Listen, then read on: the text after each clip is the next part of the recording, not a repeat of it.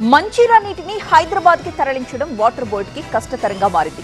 కోట్లాది రూపాయలు వెచ్చించి ప్లాంట్లు నిర్మిస్తున్నా కూడా నగరవాసుల గొంతు తడవాల్సిన నీరు మార్గమధ్యంలో నిలిచిపోతోంది.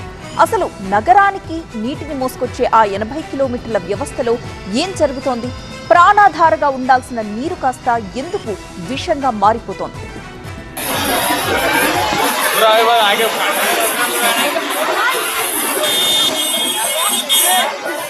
హైదరాబాద్ నగరవాసులకు మంచినీరు అందించేటటువంటి మంజీరా పైప్ లైన్ల పరిస్థితి దయనీయంగా మారింది.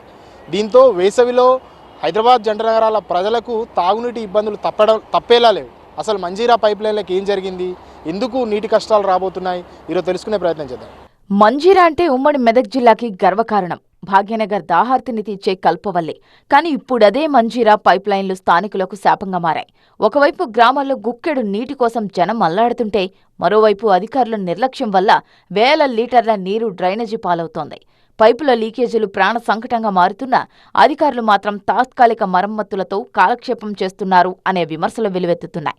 ముఖ్యంగా సంగారెడ్డి జిల్లాలోని సదాశివపేట, కంది, పటాన్చెరు మండలాల్లో పైప్ లైన్ల లీకేజీ సమస్య తీవ్ర రూపం దాల్చింది.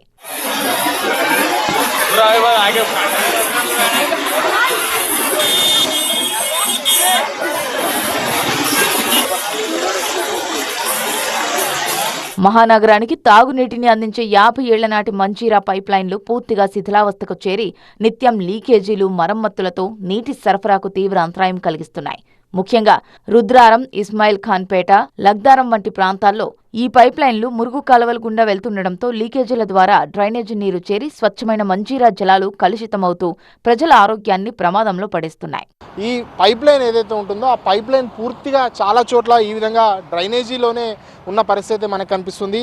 ఇది ప్రస్తుతం మనం ఇస్నాపూర్ ప్రాంతంలో ఉన్నటువంటి రుద్రారం, ఇస్నాపూర్ మధ్యలో ఉన్నటువంటి మంజీరా పైప్ లైన్ ఏదైతే ఉంటుందో ఆ పైప్ లైన్ ప్రాంతంలో ఉన్నాము. ఆ పైప్ లైన్ పూర్తిగా డ్రైనేజీలోనే ఉన్న పరిస్థితి మనకు కనిపిస్తుంది. ఒకసారి విజువల్స్లో మనం చూస్తున్నాం, కింద కనిపిస్తున్నటువంటి లీకేజ్ ఏదైతే ఉందో అది ఆ లీకేజ్ ద్వారా కింద ఉన్నటువంటి డ్రైనేజీ వాటర్ ఏవైతే ఉంటాయో ఆ డ్రైనేజీ వాటర్ కూడా పెద్ద ఎత్తున ఆ పైప్ లైన్కు పోతున్న పరిస్థితి మనకు కనిపిస్తుంది. ఇక పైన కూడా లీకేజీ మనకు కనిపిస్తున్న పరిస్థితి కనిపిస్తుంది. వాటర్లోనే ఈ పైప్ లైన్లు అన్నీ కూడా ఉన్న పరిస్థితి కనిపిస్తుంది. డ్రైనేజీ వాటర్ను ఒకసారి మనం గమనించవచ్చు, పూర్తిగా నలుపు రంగులోకి మారినటువంటి డ్రైనేజీ వాటర్ను మనం ప్రస్తుతం చూస్తున్నాము. ఒకవేళ వర్షాకాలం వర్షాలు ఎక్కువగా పడితే ఇదంతా కూడా పూర్తిగా నిండిపోతుంది. ఈ పైప్ లైన్ పూర్తిగా నీళ్లలోనే ఉండాల్సిన పరిస్థితి ఉంటుంది. కోట్లాది రూపాయలతో వాటర్ ప్లాంట్లు నిర్మిస్తున్నప్పటికీ దశాబ్దాల క్రితం నాటి పాత పైప్ లైన్ల కారణంగా అసలు లక్ష్యం నీరుగారిపోతోంది.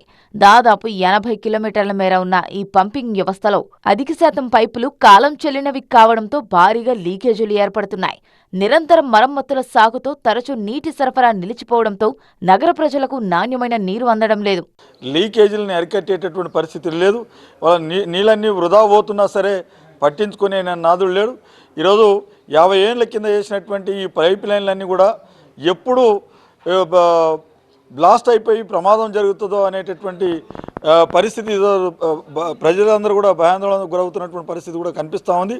ఇటీవల జరిగిన ఘటనలు చూస్తే మియాపూర్ ఎక్స్ రోడ్ దగ్గర మంజీరా పైప్ లైన్ లీకేజీతో ట్రాఫిక్ కు తీవ్ర అంతరాయం కలిగింది. మణికొండలో 1200 mm డయోవ్ పైప్ లైన్ పేలడంతో భారీగా నీరు రోడ్లపైకి, అపార్ట్మెంట్ల సెల్లార్లలోకి చేరి వాహనాలు మునిగిపోయాయి. అయితే పాతబడిన పైప్ లైన్ల కారణంగా మంజీరా నీటి సరఫరా వాటర్ బోర్డుకు సవాల్గా మారింది. మరమ్మతుల కోసం తరచూ సరఫరా నిలిపివేయడం సాధారణమైపోయింది. ఫలితంగా కుకట్పల్లి, నిజాంపేట్, బాచుపల్లి వంటి ప్రాంతాల్లో 24 నుంచి 40 గంటల పాటు నీటి సరఫరా నిలిచిపోతోంది.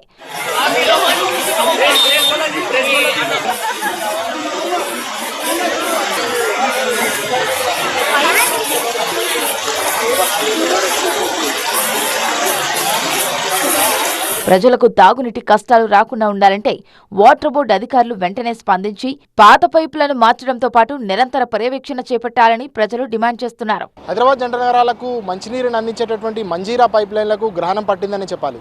వేసవికాలం ముంచుకొస్తున్న తరుణంలో ఇకనైనా అధికారులు స్పందించి ఈ లీకేజీలకు శాశ్వత పరిష్కారం చూపాలని కోరుకుంటూ కెమెరా పర్సన్ మురారితో శివతేజ, TV9 సంగారెడ్డి.